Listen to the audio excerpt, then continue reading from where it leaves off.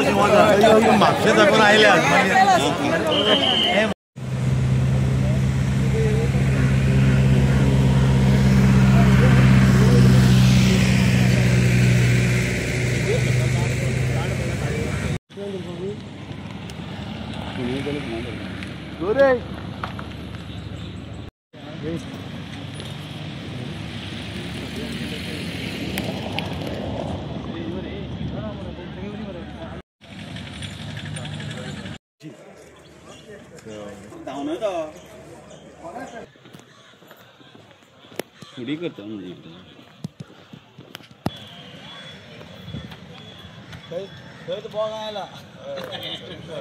आज संपूर्ण काणकोण जे आसा हें भगवामय जाल्लें आसा, कित्याक काणकोणा आनी काणकोणकारां खातीर एक ऐतिहासीक मुवमेंट.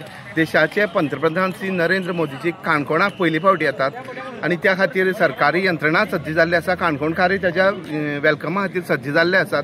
आमी पळोवपाक शकता की कितले भव्य दिव्य स्वागत केल्लें आसा. ह्या पर्तगाळच्या मठाक 550 वर्सां पुराय जाता. ह्या कारणान त्याच बरोबर हांगा आज नरेंद्र मोदीच्या हस्ते 550 रुपयाच्या कॉयनाचे अनावरण जातलें आनी प्रभू श्री रामाची 77 फुटी जी उबारला, मुर्ती उबारल्या, तेजें अनावरण जातलें.